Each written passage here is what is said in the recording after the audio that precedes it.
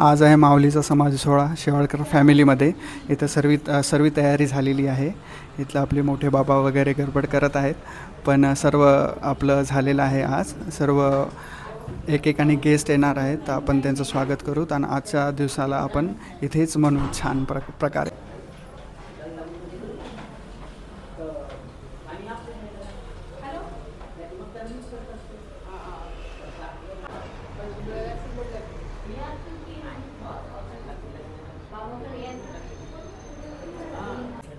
आज 729वा समाधी सोहळा आहे आणि इकडे आपल्याकडे चव्हाण महाराज आहेत, तर त्यांचं आपण मनोगत घेऊ. तर आजचा दिवस त्यांना कसा वाटतो? हा, आजचा दिवस चांगला आहे.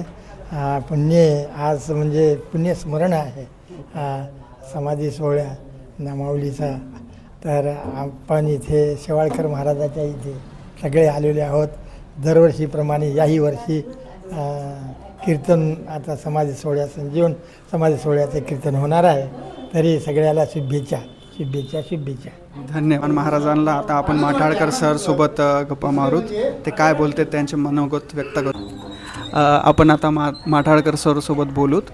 आज माऊलीचा समाधी सोहळा आहे, तर तुम्हाला काय वाटतं याबद्दल? आज एवढा दिवस महत्त्वाचा आहे, त्याबद्दल तुम्हाला काय वाटते? तुमचे मनोगत व्यक्त करा. माऊलीचा सोहळा हा अतिशय आनंदमय सोहळा आहे आणि ही माऊली तुमची आमची नाही, ही जगाची माऊली आहे.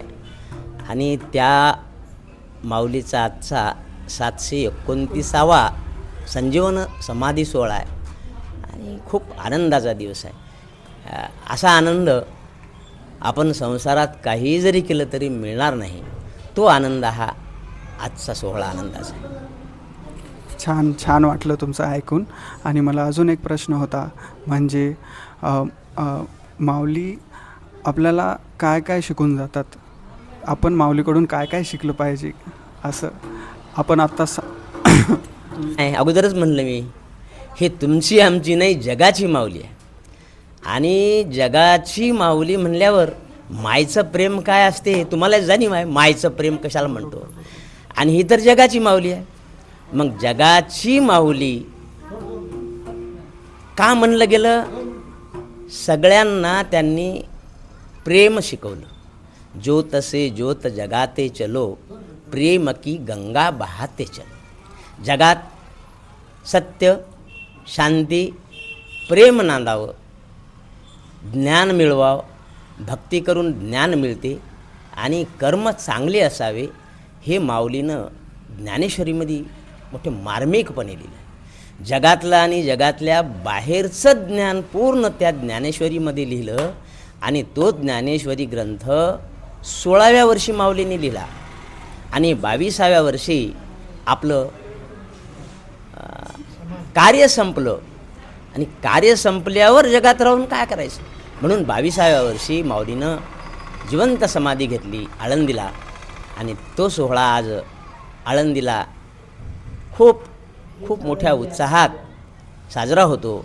आणि त्यानिमित्तानं आमच्या शेवाळकर महाराज म्हणजे आमची, त्यांच्याकडं हा जवळपास 22-23 वर्षापासून माऊलीचा समाधी संजीवन सोहळा साजरा होते. आणि त्यासाठी आमची मंडळी जमा होते, भेटीगाठी होतात. आणि माऊलीच्या शिकवणुकीचं उजळणी वर्षाला एकदा नेहमी होते वर्षाला. त्यामुळं अतिशय आनंदाचा सोहळा आहे. छान वाटलं तुमचं मनोगत ऐकून. खूपच छान उत्तर दिलं तुम्ही. अशाच प्रकारे आपण बघितलं की कसा समाधी सोहळा पार पडतो, त्याचे महत्त्व आणि ते का मनवला जातो दरवर्षी. थँक्यू.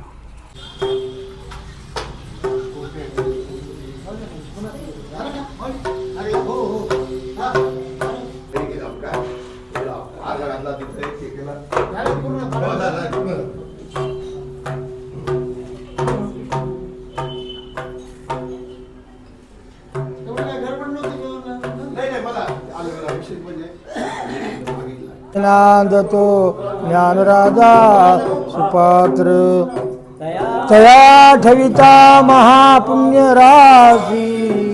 नमस्कार माझा श्री सद्गुरु ज्ञानेश्वरासी. पुंडलिक वरदा हरी विठ्ठल श्री ज्ञानदेव तुका पंढरीनाथ भगवान की जय. ध्यान बुद्धे कर कटेवरी ठेवो दिया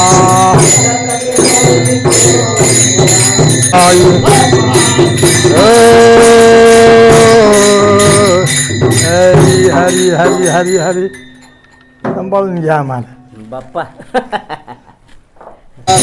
तो हा विठ्ठल बरवा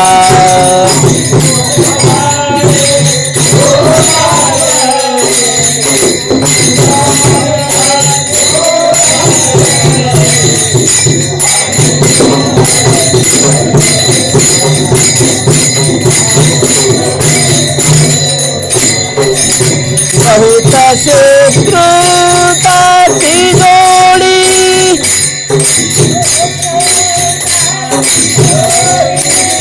म्हणून विठ्ठली आवडी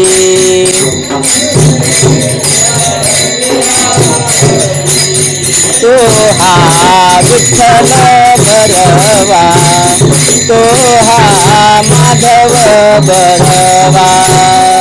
विठ्ठला विठ्ठला विठ्ठला विठ्ठला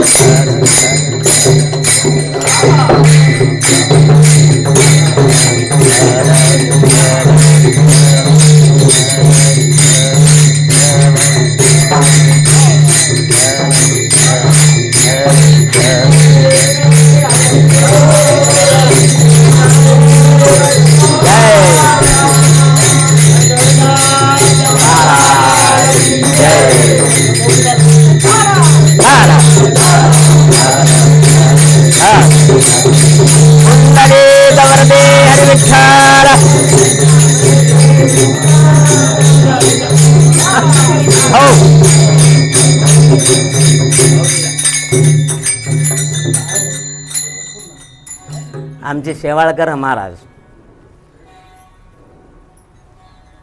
डोळे तंदावून बोलतील, कव्हा बोलतील, काय म्हणतील याचा नेम नाही, पण वरून मात्र कडक असले तरी पाण्याचं नारळ जसं मंदात राहते ना कोमल आणि महू, तसं त्यांचं काम आहे बरं का. नाही तर नवीन माणसाला वाटते बाप्पा रागावच लागले असं वाटते. पण आता आमची संगत जवळपास 30-40 वर्ष झाली, 30 वर्षाच्या वर झाली, तर आम्हाला थोडंसं जाणीव आहे. म्हणून आम्हाला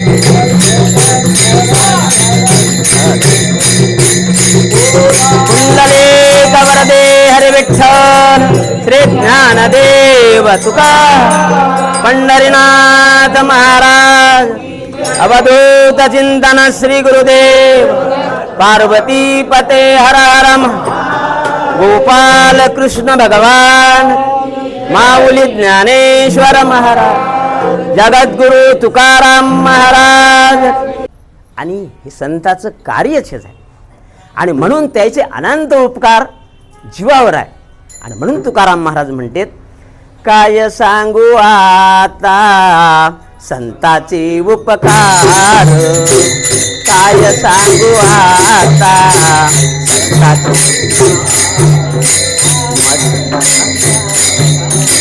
संताचे उपकार, काय सांगू आता संताचे उपकार. माऊली जी आहे ती म्हणजे ज्ञानेश्वर माऊली, जिनं ज्या माऊलीनं आपली ही माय आपल्यासाठी त्याग करते, पण एकट्यासाठीच करते, आपल्या कुटुंबासाठी, आपल्या लेकरासाठी. पण ही जगाची माऊली असल्यामुळं जगाचं कल्याण व्हावं म्हणून संपूर्ण जीवनाचा सर्वस्वी त्याग करून हिंडत फिरत कोणतंही सुख न उपभोगता त्यांचं जीवनचरित्र आज महत्त्वाचं जीवनचरित्रच आहे. त्यांचं जीवनचरित्र म्हणजे ज्याला घर नाही, ज्याला मायबाप राहील,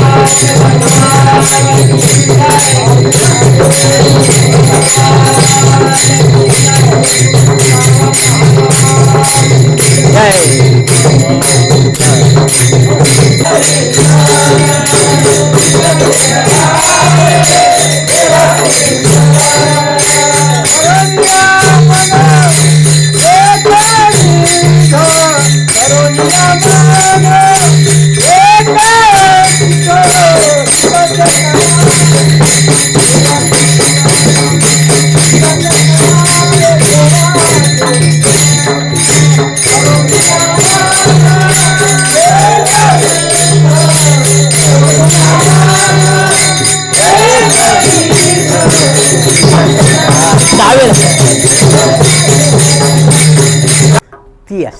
आणि ते गुरुच्या ज्ञानाशिवाय नाही. आणि म्हणून गुरु अतिशय महत्त्वाचा आहे जीवनात.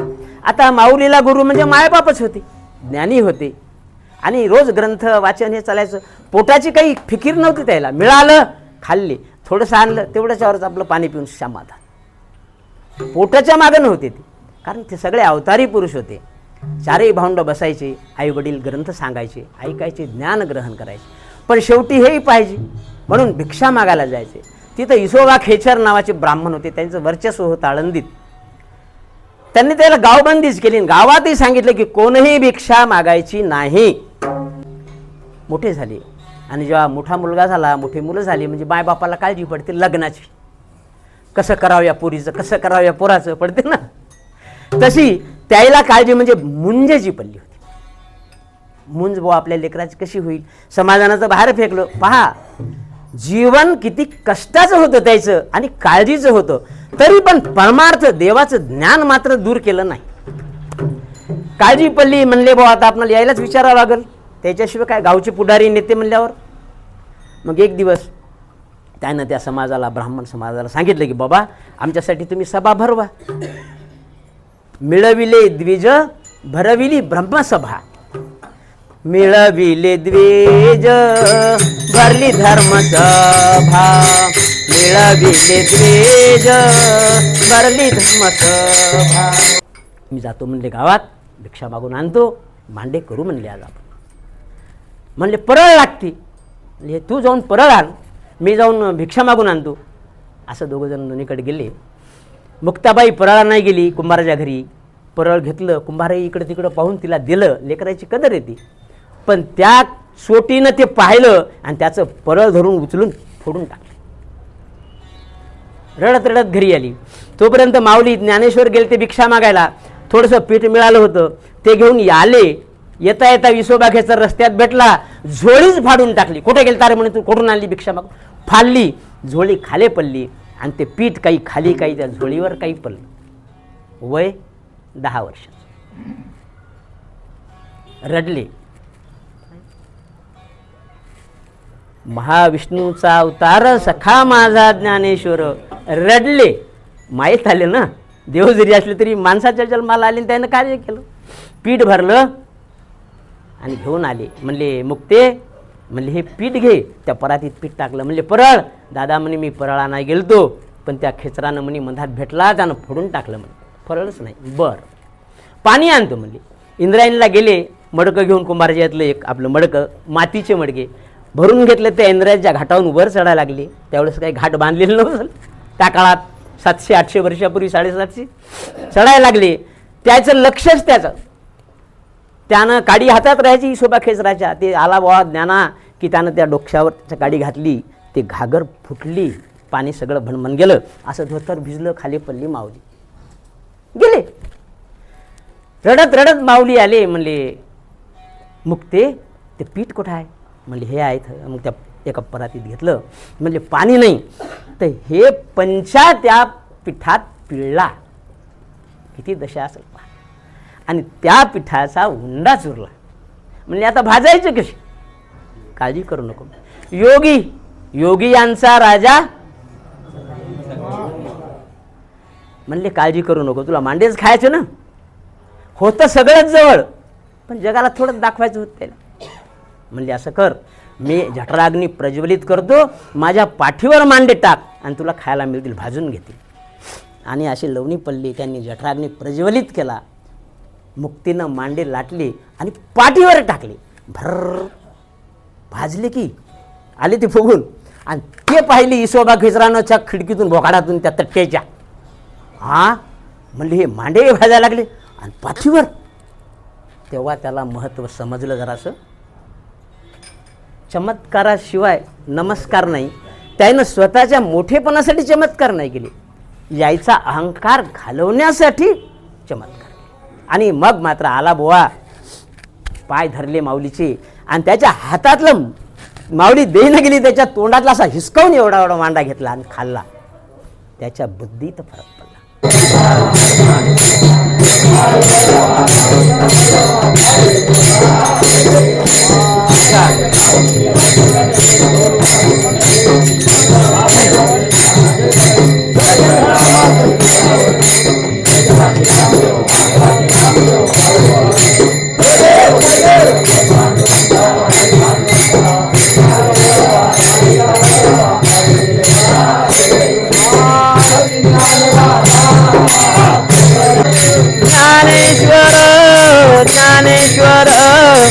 ज्ञानेश्वर माऊली ज्ञानराज माऊली तुकाराम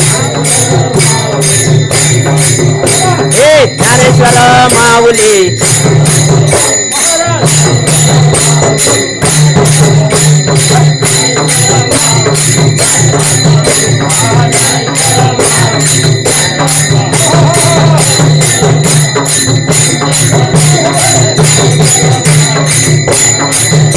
हो एकदा पखवाद्यासाठी टाळी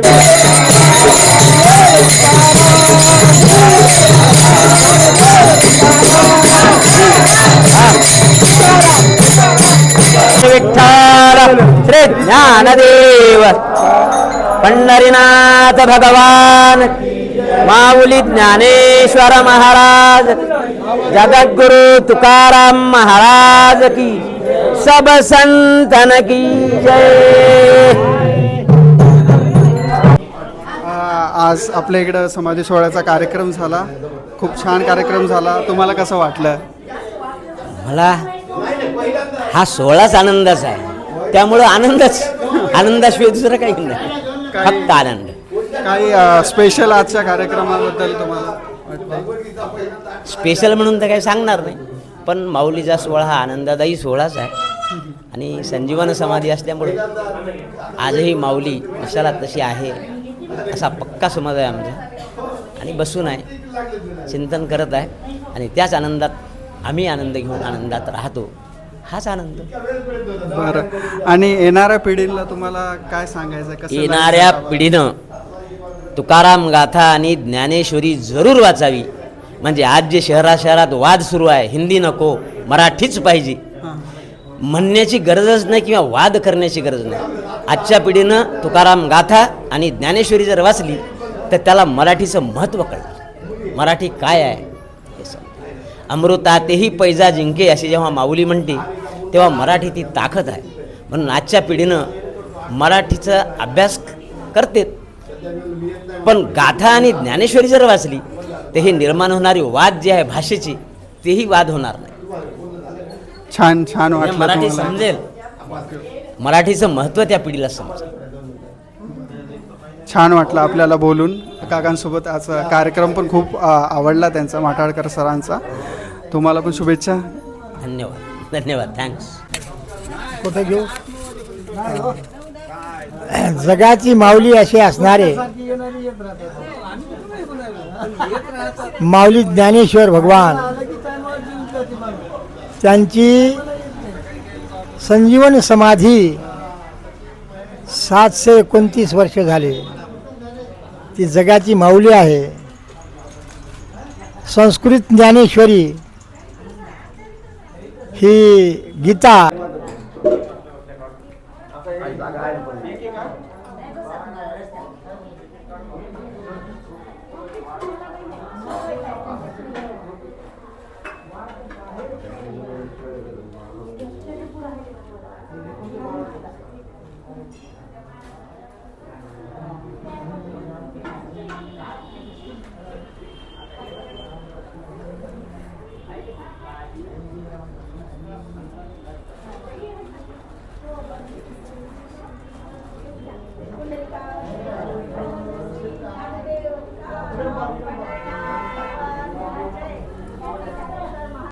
माऊलीचा समाधी सोहळा आज पार पडला. आजचा दिवस खूपच अनुभवी होता. तुमचं मनोगत व्यक्त करा. आजचा दिवस कसा? आजचा दिवस दरवर्षीप्रमाणे दरवर्षी नोव्हेंबर महिन्यात जे महाराजांचा समाधी सोहळा होतो ते दरवर्षी छान अशा स्वरूपात पार पडतो. हे आम्ही इसापूरला लहान होतो त्यावेळेसपासून आम्ही समाधी सोहळा पाहतो. सवाळकर महाराजांच्या इथं दरवर्षी तो केला जातो. आमचे माटाळकर सर दरवर्षी या सोहळ्यानिमित्त कीर्तन करतात आणि दरवर्षी आम्हाला त्यांच्या भेटीगाठी सर्वांच्या होतात. ज्ञानाची प्राप्ती होते, समाधानाची प्राप्ती होती आणि मनाचं एक प्रकारचं समाधान होती माणसाला यामुळं, आणि आध्यात्मिक प्रगतीकडे वाटचाल होती. त्याच्यामुळे हे या समाधी सोहळ्याला सर्वांनी असं उपस्थित राहून आवर्जून उपस्थित राहावे आणि ज्ञान ग्रहण करावे अशी या निमित्तानं मला सर्वांना सांगावीशी वाटते. धन्यवाद धन्यवाद धन्यवाद तुमच्या प्रवासासाठी. हॅपी जर्नी तुम्हाला. धन्यवाद धन्यवाद. Okay happy journey. चालतं केला. आज माऊलीचा समाधी सोहळा झाला आपल्या शेवाळकर फॅमिलीमध्ये. आजचा दिवस खूपच छान होता आणि तुमचं मनोगत व्यक्त करा. आज तुम्हाला काय काय शिक्षण भेटलं आणि कसा वाटला आजचा दिवस? आज खरं तर सांगायचं म्हटलं तर खूप आनंदाचा दिवस आहे आज. माऊलीच्या संजीवन समाधीचा सोहळा म्हणजे याबद्दल काय शब्द बोलावे ते आपल्याला सांगताच येणार नाही. आणि दरवर्षीप्रमाणे यंदाही खूप उत्साहात समाधानात सगळे हजर राहतात. खूप छान वाटले आणि कीर्तनाचा कार्यक्रम तर फार दणदणीत झाला आहे. छान झाला. सरांचा, चव्हाण महाराज सगळे उपस्थित होते. आपले टाळकरी बंधू सगळ्यांच्या, मुरगुंदाचार्य सगळ्यांच्या उपस्थितीत खूप छान कार्यक्रम पार पडला आहे. खूप आनंद झाला आहे. थँक्यू. छान, खूप छान वाटलं तुमचं मनोगत ऐकून.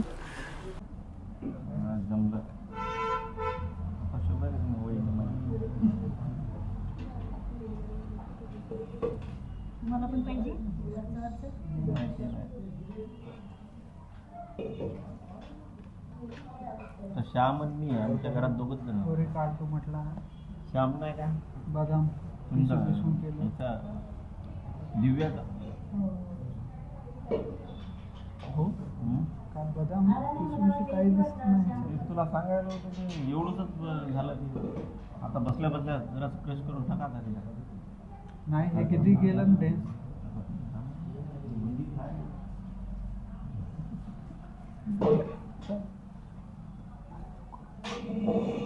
झालं ना वाढ घ्या दादा. अरे पाणी नाही, पाणी नाही दिलं.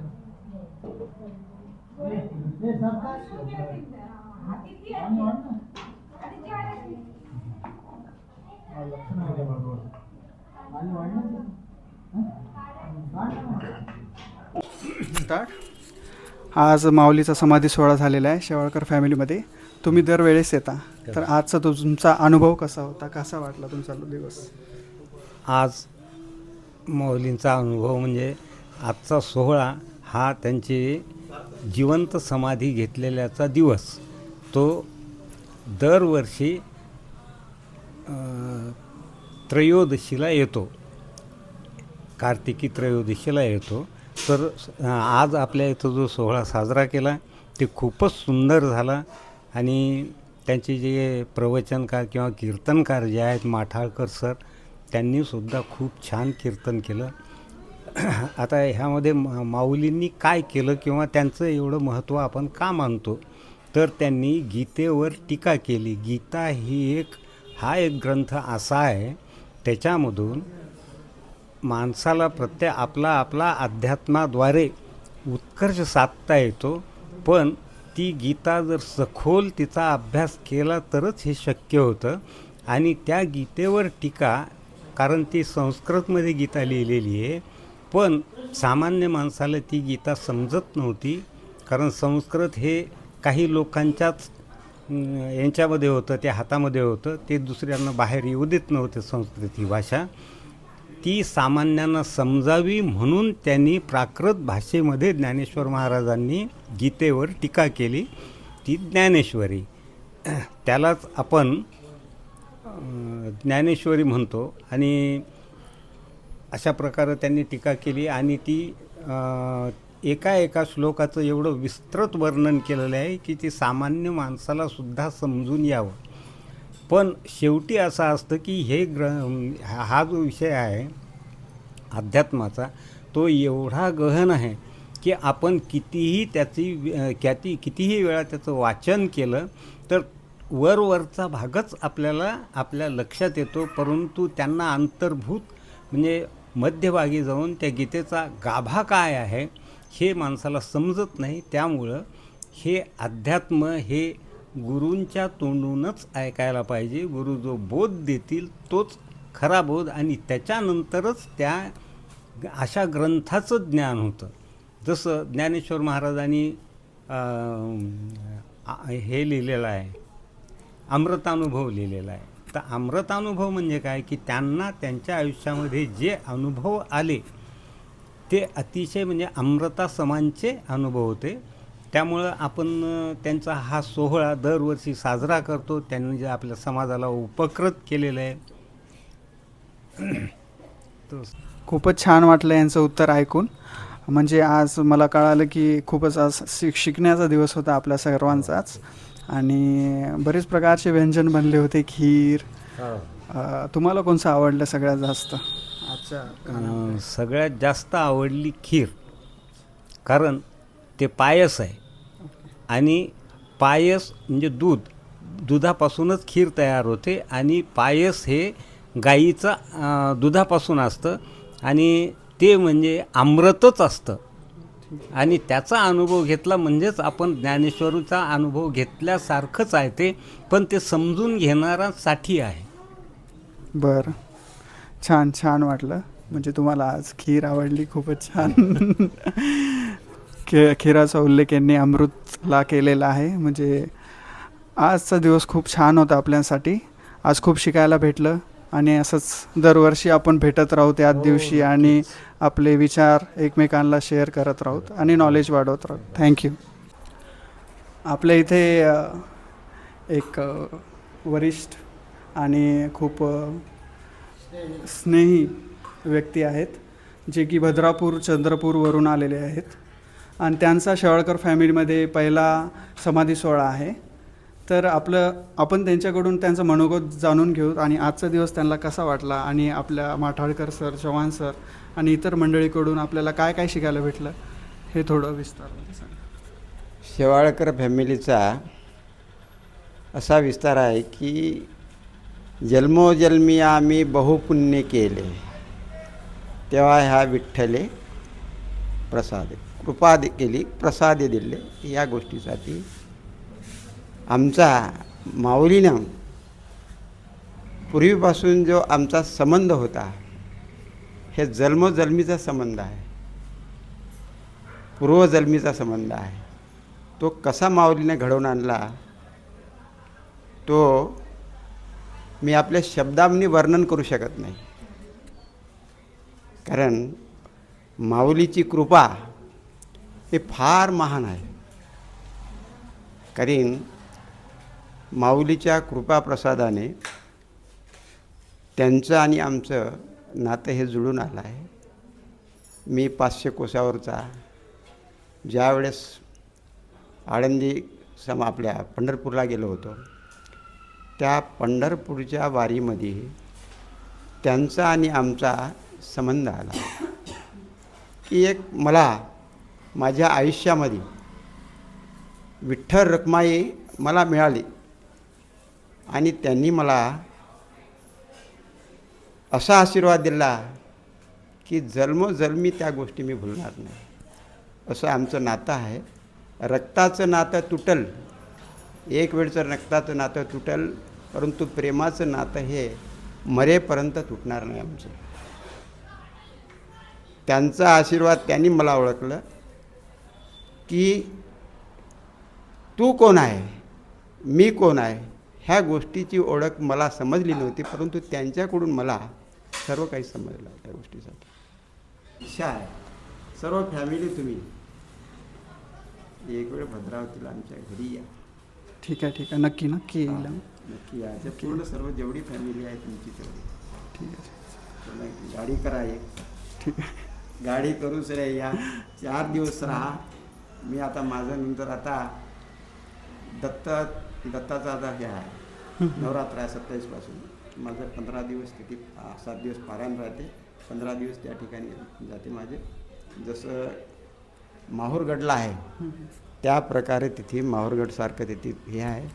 भोवताल वाघ फिरतात, सर्व जे जनावरं त्या ठिकाणी येतात, सर्व जंगलमय आहे तिथे त्या ठिकाणी. तिथला रमणीय सोहळा बघण्यासाठी या. ठीक आहे, नक्की येऊ आम्ही. खूपच सुंदर उत्तर दिलं यांनी, खूपच आवडलं मला. आणि मला अजून एक प्रश्न होता. आता रामकृष्ण हरी हे नाव आता आमच्या जनरेशनला वाटते की देवाचंच नाव आहे, पण तुमच्या मते याचं काही दुसरं मिनिंग आहे का? म्हणजे ह्या नावाचं दुसरं काही हे आहे का तुमच्या मनाने? तुम्हाला काय वाटते या नावाबद्दल? नाही, नावाबद्दल हे माऊलीचं आहे. माऊलीला मंत्र दिलेला आहे. माऊलीने मंत्र दिलेला आहे. तुकाराम महाराजाला मंत्र दिलेला आहे रामकृष्ण हरीचा. एक मला आता आठवत नाही. माऊली याची माघ शुद्ध दशमी पाहुणी गुरुवार केलंगीकार तुका म्हणे. आणि ह्या मंत्र तुकाराम महाराजाला माऊलीने दिलेला आहे. हा मंत्र रामकृष्ण नाम मांडी पावोडी तेने होईल होडी पापा धुनी. माझा हा रामकृष्ण हरीचा संकल्प होता की माझ्या आईवडिलाच्या प्रित्यर्थ 1 कोटी नाम जपाचा संकल्प मी माझा पूर्ण झाला. आणि ज्यांनी कोणी लिहिले नसेल, ज्याच्याकडे असेल त्यांनी अवश्य लिहायचं. तुमची मनोकामना पूर्ण होते.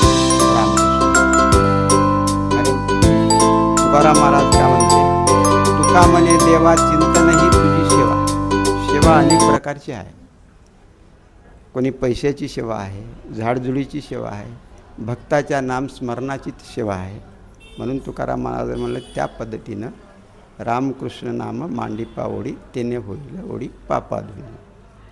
तुला माझं एक सांगणं आहे, तू माझी मुलाखत जरी घेत असेल तरी तू रामकृष्ण हरी तुला हमेशा माऊली तुला तुझ्यासोबत राहील.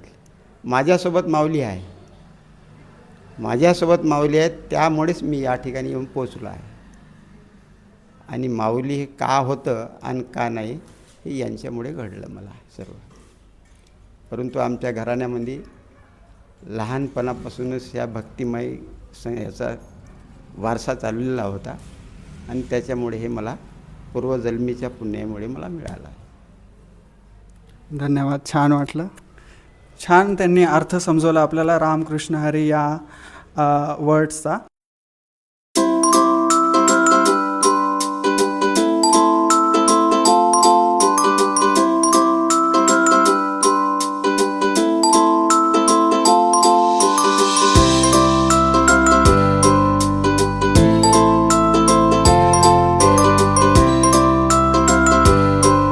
माऊलीचा समाधी सोहळा झालेला आहे.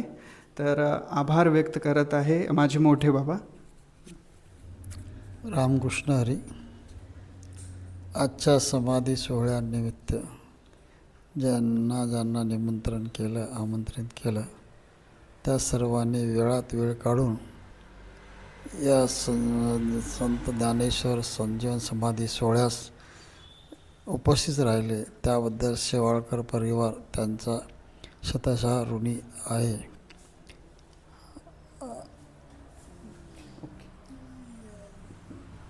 पुन्हा एकदा सर्वांचे धन्यवाद. भद्रावती जिल्हा चंद्रपूर येथून